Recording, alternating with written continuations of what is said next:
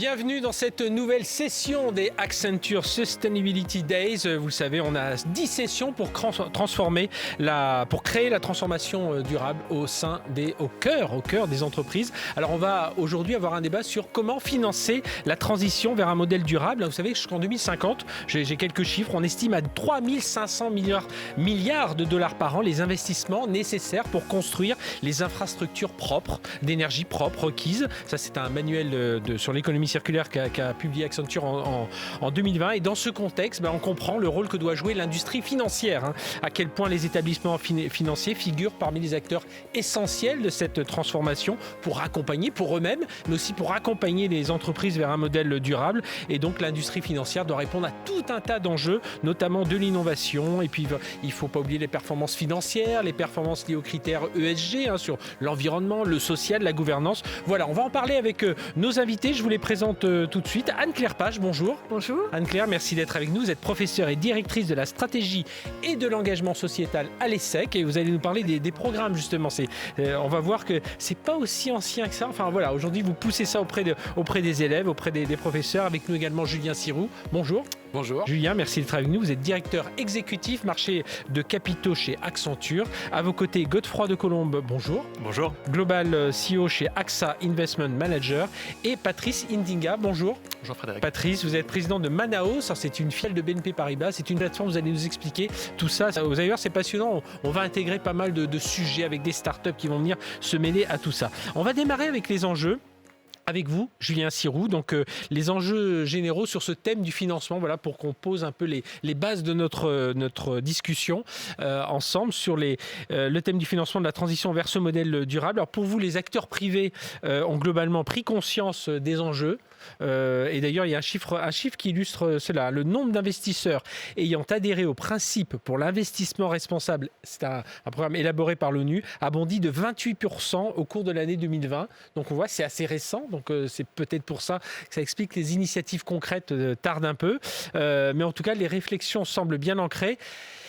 Mais voilà, il faut accélérer, il faut changer un peu de mentalité, passer d'une économie de croissance à une économie de résilience. Voilà, expliquez-nous tout ça, Julien. Alors, tout d'abord, une note positive. Effectivement, il y a cette prise de conscience qu'on voit dans la société, chez les individus, donc chez les consommateurs, chez les pouvoirs publics, de l'urgence de passer à un nouveau modèle. La couverture médiatique s'intensifie. Là, il y a la COP26. Les rapports du GIEC sont de plus en plus relayés aussi. Et puis, les événements climatiques aussi nous rappellent finalement à l'urgence. Et je crois que le secteur privé a bien mesuré l'enjeu de changer de modèle. Maintenant, je pense aussi qu'il faut accélérer.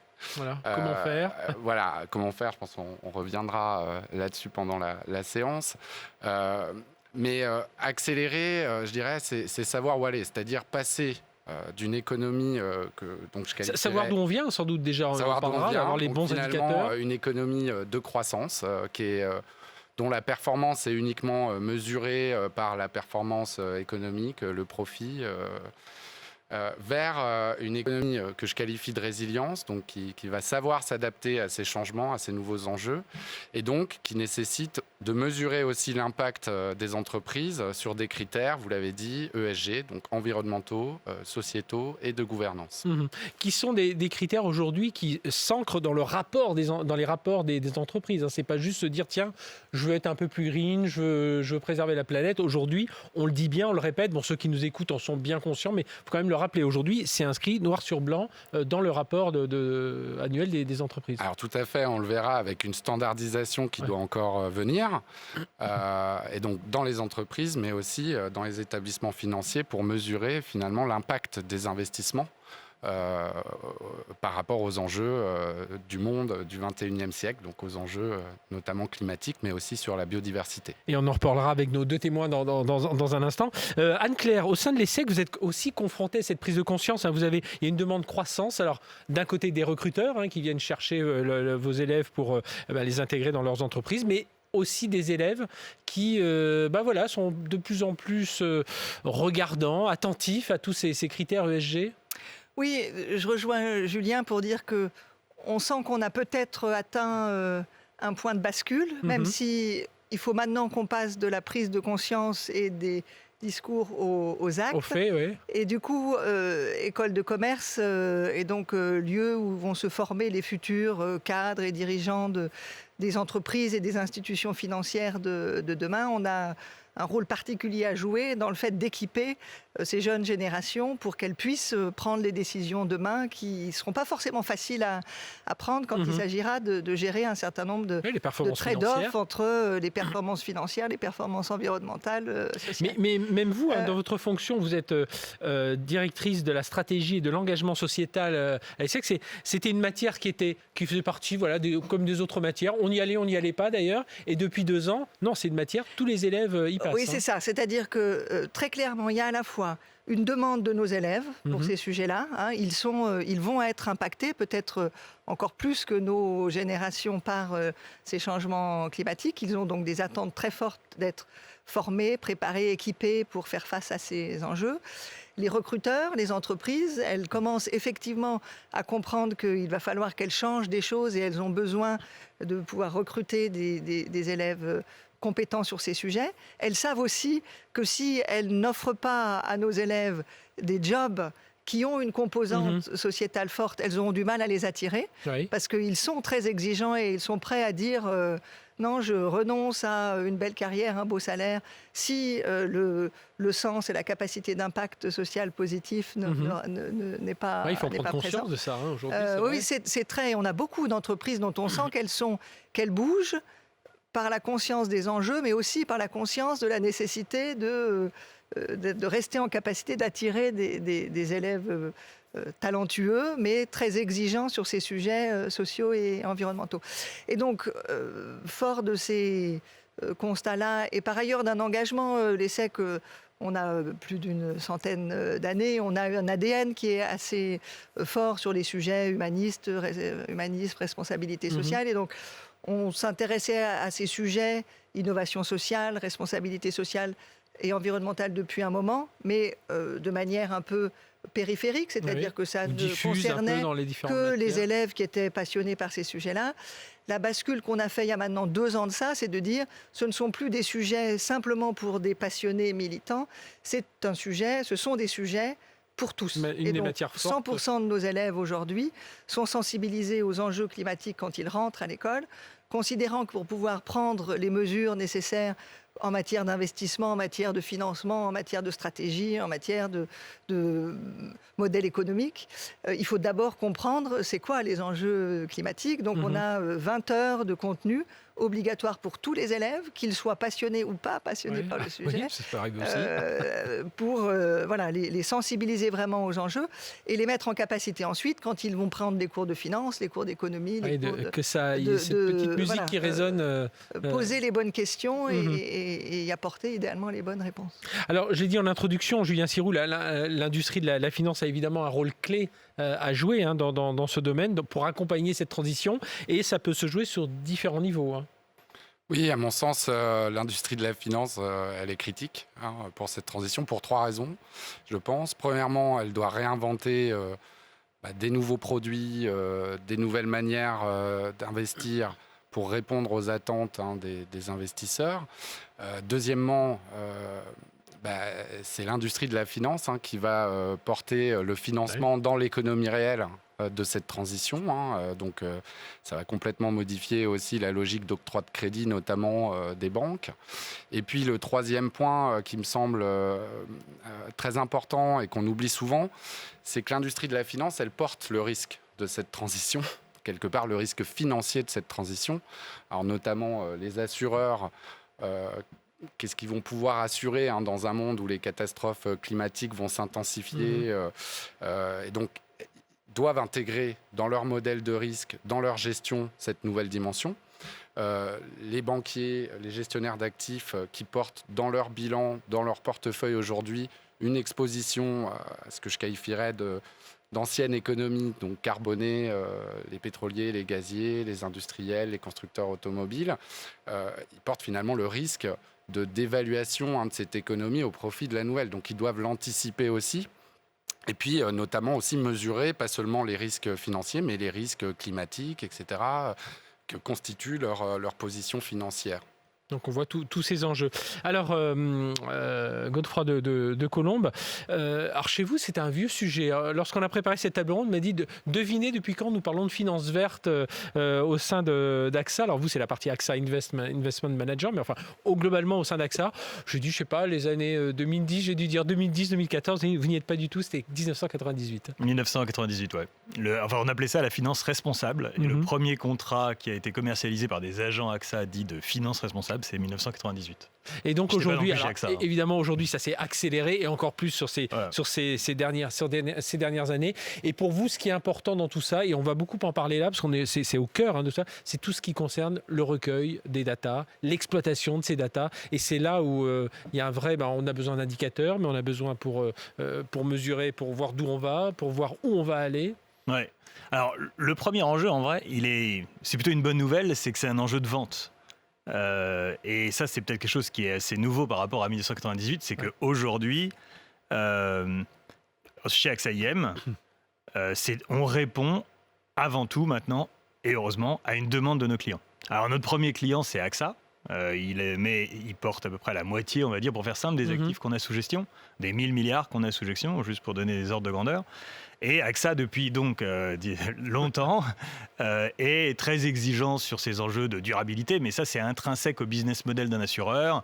Un assureur, en fait, il est là sa promesse à son client, c'est qu'il sera là demain, et sa promesse à son assuré, notamment en assurance vie, c'est qu'il sera là demain, après-demain, et même le plus longtemps possible.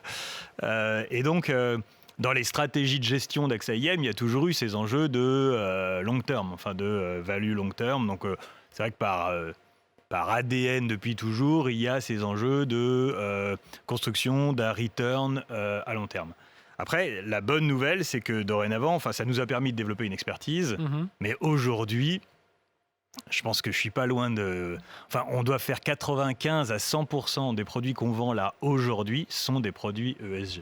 Donc avant tout, le premier enjeu, c'est répondre à la demande de nos clients. Et honnêtement, ça nous arrange et c'est très bien. Et puis c'est très bien pour la planète et pour tous les sujets dont on discute aujourd'hui. Après, là où vous avez raison, une fois qu'on a dit que les clients le demandaient, surtout dans pas dans tous les métiers, c'est comme ça, mais dans l'asset management, c'est particulièrement régulé. Il faut tout prouver, il faut être capable de tout documenter. Et donc, évidemment, très rapidement, c'est une question de données. C'est une question de si je vous dis que je vous vends un green bond parce qu'il a telle et telle caractéristique, votre client, évidemment, va vous demander de vous prouver trimestre après trimestre, année après année, qu'effectivement, il a bien ces caractéristiques-là.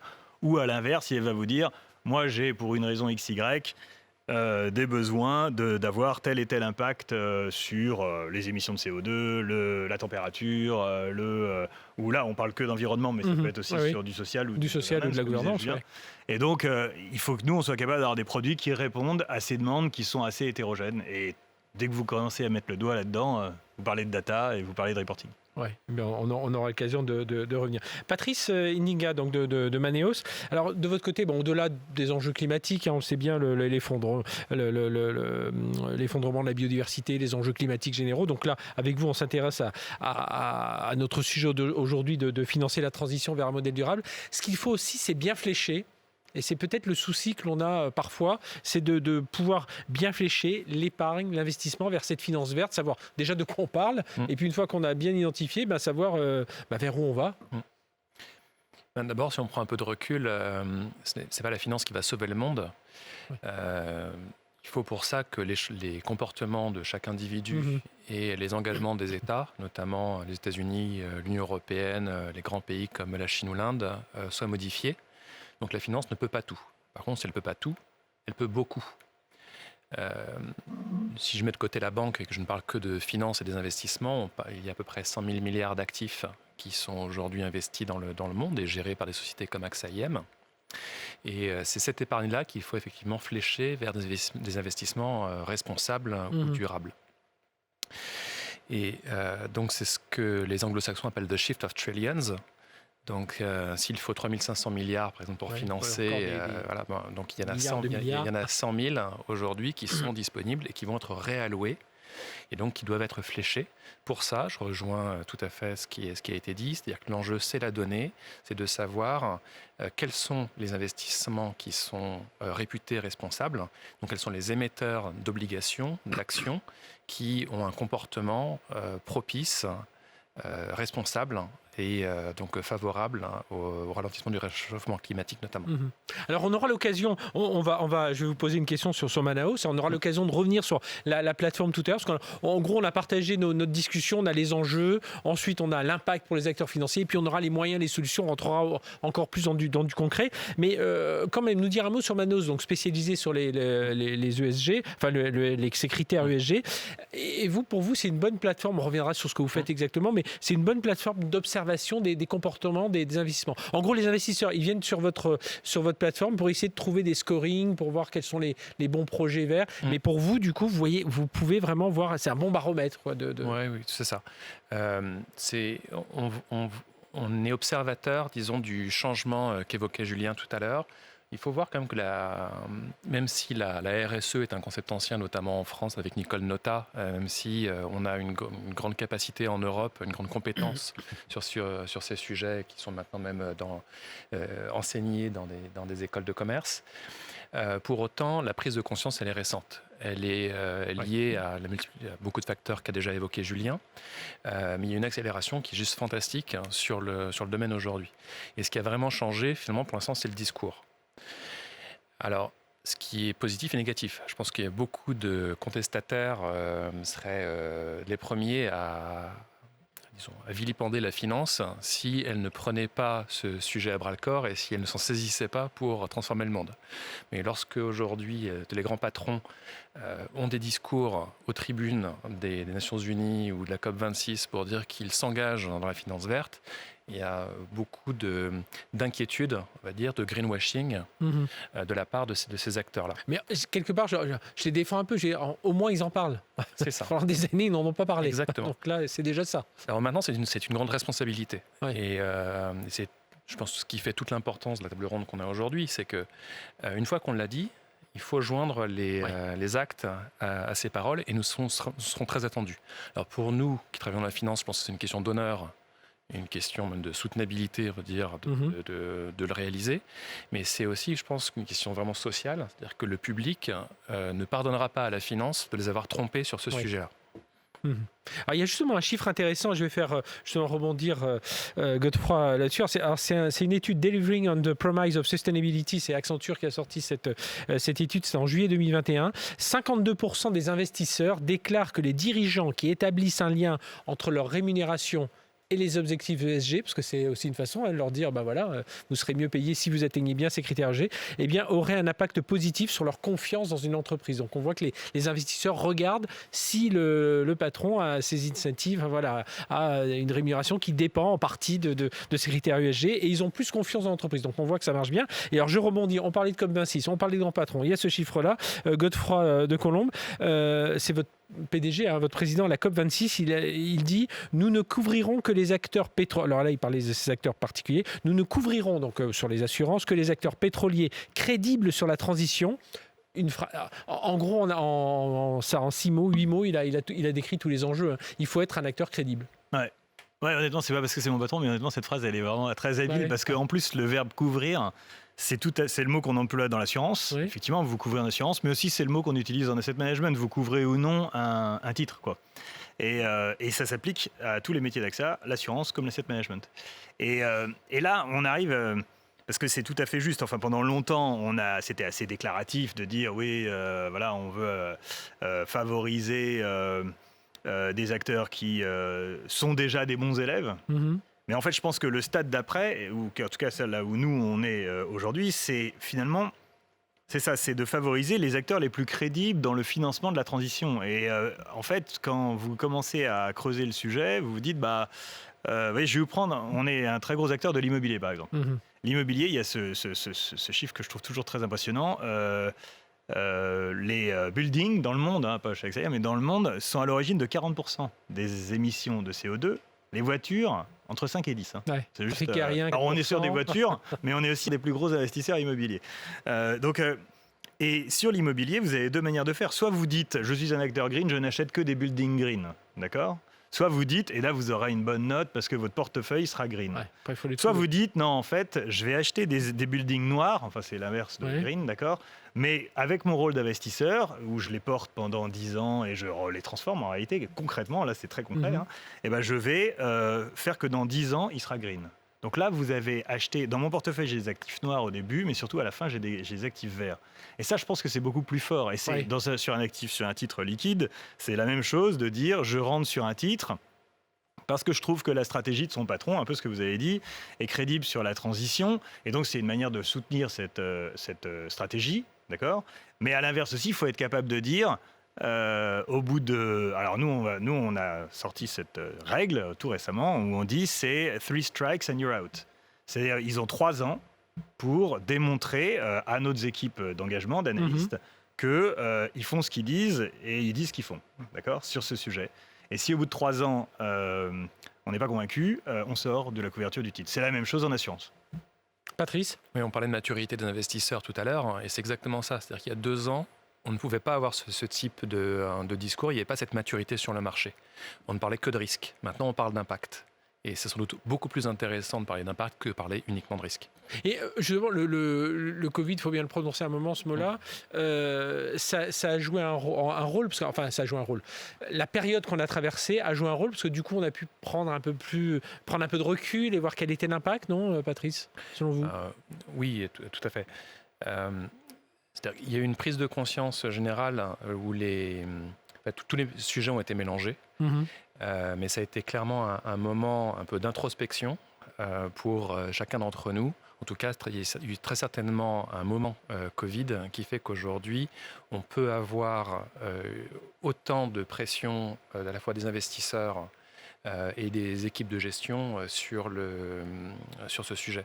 Enfin, in fine, ça reste des sujets culturels, des sujets d'hommes. Mhm. Et c'est parce qu'il y a cette prise de conscience collective récente qu'on est capable d'avoir ce type de discours, ce type de table ronde. Et Anne Karpach, justement, au sein de l'ESSEC, il y a les actions concrètes, les actions concrètes se sont traduites par cet engagement sociétal. Alors je mets ESG, tout ça sous ce terme-là, au sein de l'ESSEC. Oui, ça vraiment. Enfin, chacun doit prendre sa part. Notre part en tant qu'école d'enseignement supérieur, c'est celle de transformer nos enseignements, donc nos cours, nos programmes, Mhm. transformer ou en tout cas intensifier notre recherche sur ces sujets-là. On a Oui. une activité importante de production de connaissances. Donc on a 2 chaires spécifiques sur ces sujets de la finance spécifiquement responsable et verte, en plus de 6 autres chaires sur les thématiques de la transition écologique, sur la thématique de l'économie circulaire, de l'innovation sociale. Donc on a un vrai travail d'approfondissement, on va dire, dans le fond de ces sujets-là. Et puis après, on a aussi l'enjeu, nous, en tant qu'organisation, d'être exemplaires, donc d'avoir des bâtiments aussi verts que possible. Mais je dirais ça, c'est plutôt parce qu'il faut qu'on montre l'exemple. Mais le cœur du sujet et ce sur quoi on est très mobilisé, c'est que tout ce qui a été évoqué là montre bien que, in fine, ce sont des analyses dont on a besoin pour être en capacité de prendre des bonnes décisions, une capacité à décider, une capacité à entraîner, une capacité à évaluer, une capacité à mesurer la performance. Et c'est autant de compétences sur lesquelles il faut qu'on change le logiciel. Oui. On ne mesure plus la performance de la même manière. On a parlé de l'analyse des données. On a besoin de nous préparer des élèves qui sont en capacité de gérer des très gros volumes de données. L'intelligence artificielle va jouer un rôle aussi dans tout ça. Et donc, c'est vraiment des nouvelles compétences qu'il faut qu'on enseigne. Et puis, c'est ça qui va enclencher notre sujet aujourd'hui, d'ailleurs, de financer, de prendre le risque, justement, de financer tout ça. Sans femmes et hommes demain en capacité d'accompagner ces décisions-là et d'être en capacité parfois aussi d'aller contre, on va va dire, les habitudes et certains dogmes qui sont encore aujourd'hui présents, on n'y arrivera pas à cette transition. Et donc nous, on a vraiment le boulot de les préparer. Alors justement, on arrive sur la transition est toute faite vers notre chapitre sur les impacts. Ils sont nombreux pour les établissements financiers. Julien Siroux, il y a la réglementation. On réinvente aussi la relation client, parce qu'évidemment, on se rend compte à travers tout ce que vous dites, on ne dialogue plus de la même façon avec ses clients. Il y a un impact sur le modèle opérationnel. Il y a un mouvement vers un modèle durable qui se normalise, se standardise un peu, c'est ça. Mais justement, comment la fonction finance, pour vous, elle réagit aujourd'hui ? Vous avez évoqué beaucoup de choses, mais effectivement, c'est quand même un changement fondamental dans la manière d'opérer. Et Anne-Claire l'a évoqué, dans les anciennes habitudes, dans les anciennes prises de décision et dans les critères pour amener ces prises de décision. D'abord, la réglementation, la standardisation, quelque part, elle accélère aussi. Elle accompagne ce changement, elle accélère, et notamment, et c'est très bien au niveau de l'Europe, parce que la poussière, si je puis dire, elle n'est pas encore tout à fait retombée. Donc, on n'a pas encore le même langage, tout le monde ne note pas les choses de la même manière. Et donc, cet accompagnement vers une standardisation, vers une réglementation, il est en train d'arriver et effectivement, il impacte les établissements comme AXA IM ou comme BNP notamment.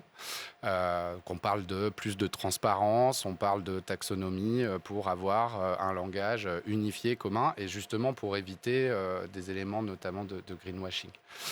Après, la réinvention de la relation client, pour un établissement financier, c'est accompagner tout au long du cycle de vie du client cette dimension ESG. Donc d'abord capturer ses attentes, pas seulement en termes financiers, mais aussi ses attentes, ses appétences en tant qu'investisseur. Est-ce que c'est plus la biodiversité? Est-ce que c'est plus le climat?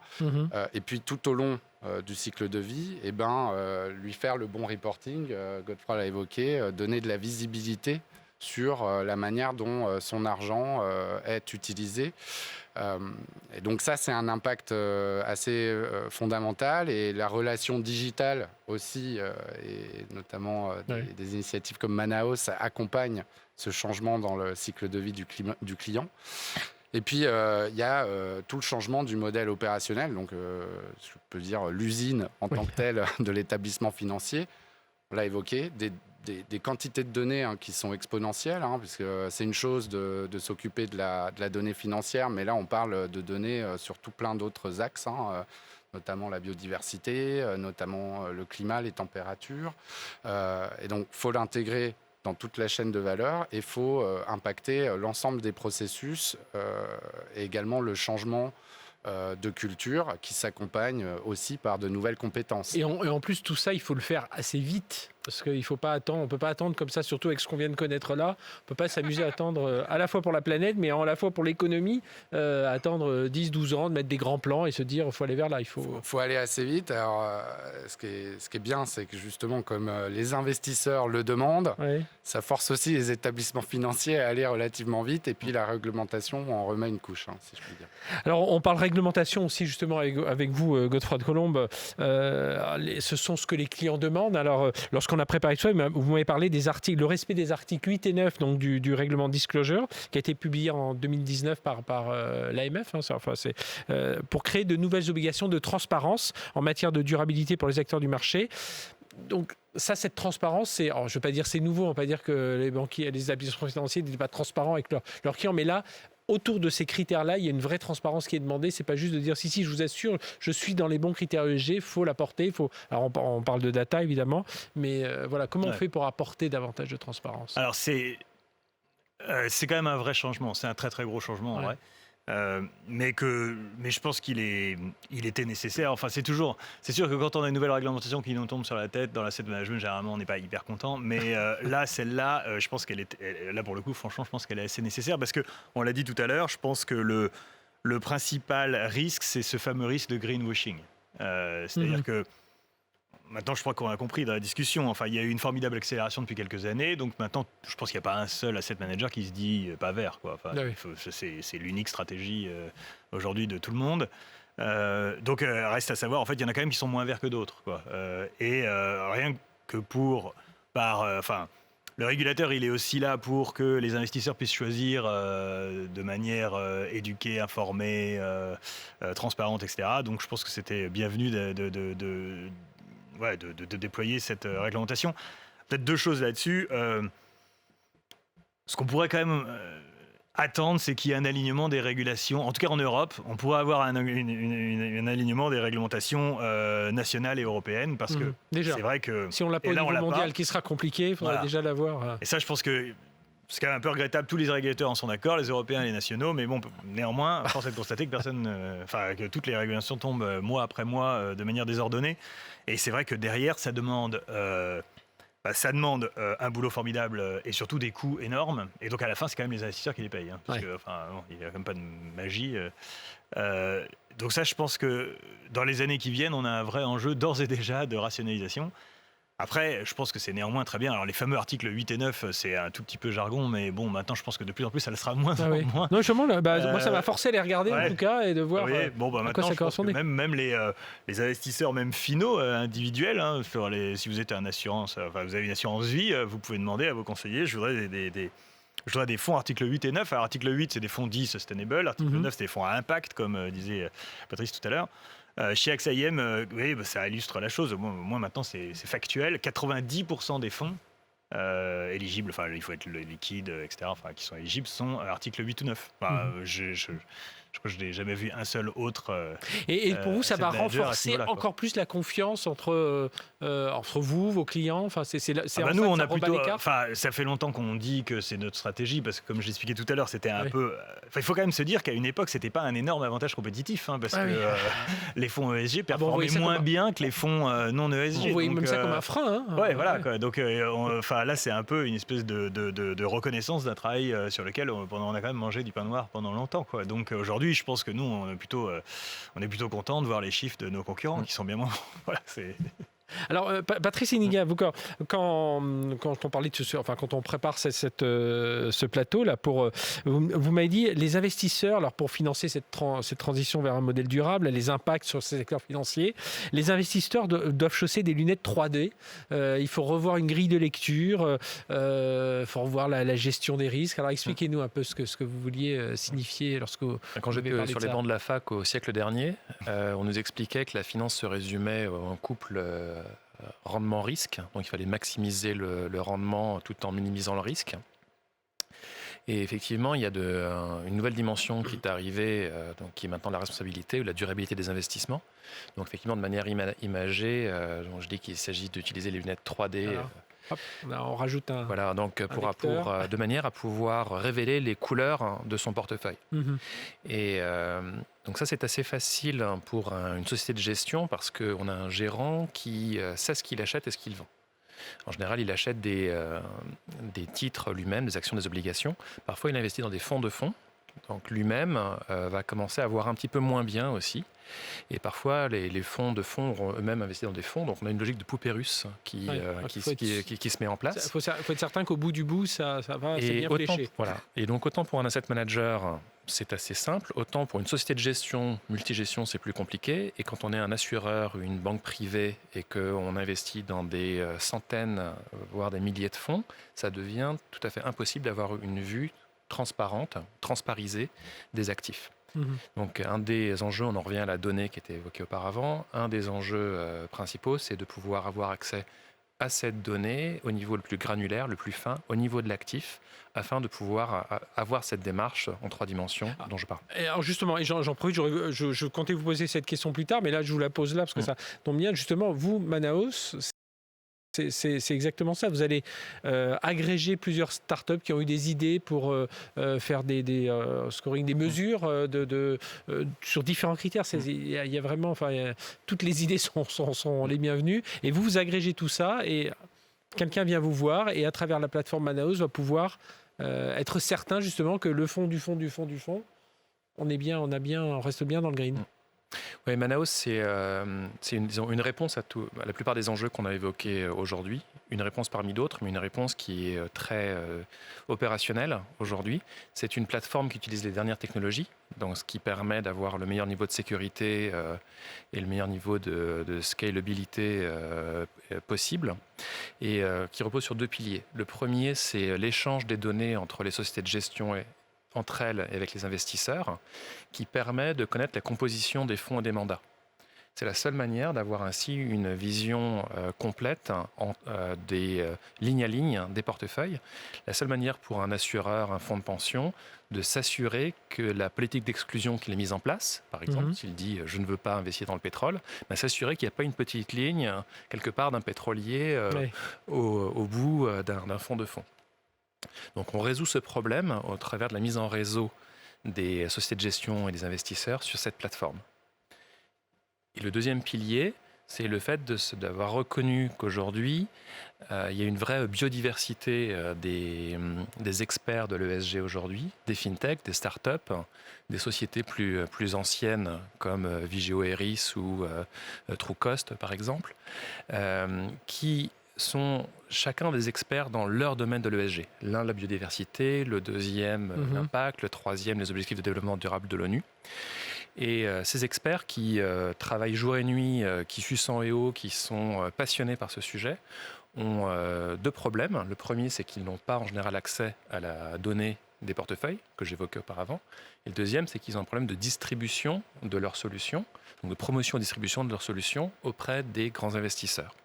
Et d'ailleurs auprès des petits investisseurs, de toutes les mutuelles ou de toutes les petites sociétés de gestion. Je veux dire, il y a, pour un grand AXA IM, il y a 15 000 sociétés de gestion qui sont petites, qui ont besoin d'accès à cette donnée. Donc voilà, donc Manaos a l'ambition de répondre à ces 2 problématiques, l'accès à la donnée, la transparisation des portefeuilles et la connexion à un écosystème de start-up et d'experts de l'ESG afin d'accélérer la mutation vers la finance verte. Donc on voit tout ce travail en écosystème. Julien, au vu de tout ce que l'on vient de parler, on comprend un peu mieux les challenges, mais est-ce que vous pouvez les résumer en quelques mots, les challenges pour les établissements financiers ? On voit bien, pour répondre à tous les enjeux qu'on évoquait, il y a quantité de choses à mettre en place. Donc cette quantité de choses, elle induit quand même des coûts et des investissements et une transformation en profondeur. Et ces coûts, en face pour un établissement financier, ils sont malheureusement pas forcément associés à des revenus. Donc, moi je dirais qu'on le disait, c'est un moment de bascule dans la société, dans la prise de conscience, mais c'est aussi un moment de bascule pour les établissements financiers. On va voir l'émergence, on va dire, de champions du nouveau monde, qui auront su se transformer, optimiser leurs coûts et aller capter des vrais revenus en faisant savoir qu'ils opéraient cette transition, et probablement des laissés pour compte qui auront amorcé cette transformation un peu tardivement ou qui n'auront tout simplement pas su le faire savoir. Alors, ce sont des gros investissements, Godefroy de Colombe, justement, pour intégrer tous ces critères ESG. Il faut des SI, systèmes d'information très complexes. Alors justement, comment ça se passe chez vous ? Oui, ça c'est tout à fait juste ce que dit Julien. C'est des transformations de SI et de data qui sont gigantesques. Je vais vous donner une image qu'on m'a dite il n'y a pas longtemps chez AXA IM. La quantité de données qu'on utilise dans le SI de la gestion de portefeuille, je parle que des actifs liquides, actions, obligations, d'accord, cotés, qui maintenant, historiquement, étaient constitués de toutes les données financières dont on a besoin, des agences de notation, des machins, etc., enfin de toutes les historiques, évidemment, qui remontent à je sais pas combien de temps, etc., de toutes les fameuses données que vous connaissez bien. Et maintenant auxquelles on adjoint toute une nouvelle série de données beaucoup plus hétérogènes, moins structurées, qui touchent effectivement au E, au S et au G. Cette base de données, elle est plus grande que celle de la librairie du Congrès américain. Ouais. C'est quand même intéressant, juste l'ordre de grandeur. Très concrètement, quand vous êtes un gérant, vous avez un outil avec plein de colonnes qui, dès que vous tradez quand même toute la journée. Enfin, vous faites évoluer votre portefeuille en fonction d'un univers de contraintes qui est designé dans votre outil, d'accord ? Donc, quand vous tapez une contrainte, ça doit faire bip, concrètement, quoi. Et quand vous y ajoutez donc les 3D, donc avant il y en avait 2, effectivement, maintenant il y en a 3, il faut arriver à coder l'ensemble de ces contraintes et il faut que le système réagisse en temps réel. C'est-à-dire que si vous avez très concrètement un objectif, et on a un objectif, nous, auquel on a adhéré, qui est du fameux net zéro, d'accord, donc net zero alliance, c'est-à-dire de dire qu'à 2050, l'ensemble des actifs sous gestion éligibles seront à impact nul, d'accord, et on veut dire qu'on aura fait 50% du chemin à 2030. Et une fois que vous dites ça, ça paraît facile à dire, mais alors maintenant, c'est évident qu'on va avoir les analystes tous les ans qui vont nous demander alors vous en êtes où et comment ça marche, et puis il y aura des audits, et puis comme maintenant c'est régulé, il va falloir être capable de prouver qu'on le fait, et pas qu'une fois par an, mais bien à chaque fois qu'on trade et qu'on gère. Donc vous imaginez juste le système, dès que vous tradez, je sais pas quoi, je vais pas dire de nom, voilà, une action du CAC contre une autre action du CAC pour faire très simple, il faut que le système il soit capable de savoir si ça continue à répondre à cet objectif de net zéro, dont 50% avant 2030. Donc ça demande quand même une capacité de calcul et de gestion de données qui est effectivement assez. Et donc ça veut dire on parlait des coûts, des investissements, voilà tout ce qu'il faut revoir aujourd'hui. Voilà, c'est le fameux mot de scalability qui a été tout à l'heure étudié, c'est employé. Vous avez des systèmes qui ont été designés pour un certain monde. Maintenant, ils passent dans un monde. C'est pas moi. J'aime bien cette idée de dire il y a une dimension de plus. Ils sont pas forcément faits pour ça, les systèmes. Même si c'est optimisable, ça vous demande quand même de repenser votre gestion de données. C'est là. Moi, je voulais simplement rebondir en disant les systèmes se transforment, mais ce qui est essentiel aussi, c'est d'accompagner la transformation des femmes et des hommes qui les gèrent. Parce que c'est une chose que de dire vous avez toutes ces données, mais on peut faire dire beaucoup de choses différentes aux données. Les incentives qui sont donnés aux hommes et aux femmes qui prennent les décisions finalement d'investissement derrière ces systèmes, ils sont importants à transformer aussi. Oui, parce que là on va retrouver le recrutement en 3D, des gens bons en finance, bons en technologie, et puis maintenant bons en finance aussi, enfin en durable. Donc, Et j'ai beaucoup parlé des jeunes générations, donc de nos jeunes étudiants qui nous rejoignent, mais il y a tout un enjeu aussi de formation continue et de faire que les collaborateurs actuels des Accenture, des BNP, des AXA, qui ont été formés peut-être à l'ESSEC ou ailleurs, à une époque où ces sujets-là étaient beaucoup moins présents, ne sont pas très équipés en fait pour lire et pour comprendre ces enjeux.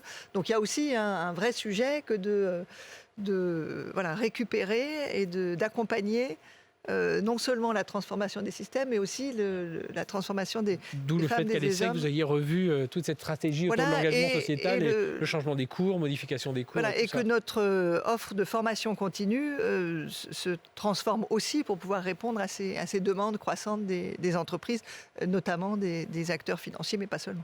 On arrive presque au terme de ce plateau. Là, Patrice Indinga, dans un an, on aura les rapports d'entreprise qui auront besoin de data sur la composition des portefeuilles. Et votre plateforme, c'est là où elle vient répondre à ces enjeux. C'est en donnant toutes ces datas, vous avez expliqué, avec un écosystème de start-up qui vont venir se greffer sur la plateforme.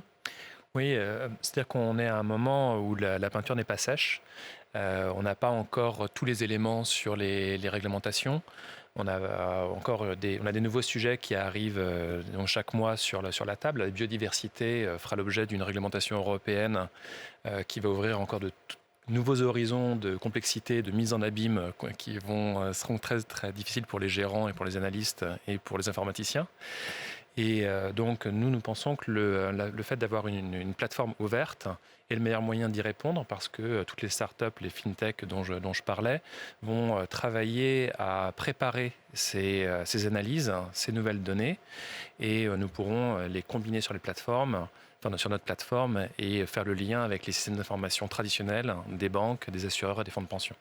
Donc de la data, de l'intelligence artificielle, des ressources humaines. Julien, pour conclure, il faut accélérer sur tous ces points-là. Ouais, je pense qu'on a tout dit. Si je résume, il y a des compétences humaines qui doivent se modifier pour les nouveaux venus sur le marché du travail, mais aussi pour ceux qui sont là. Et notamment chez Accenture, on a un gros plan de formation pour sensibiliser aux risques climatiques, etc.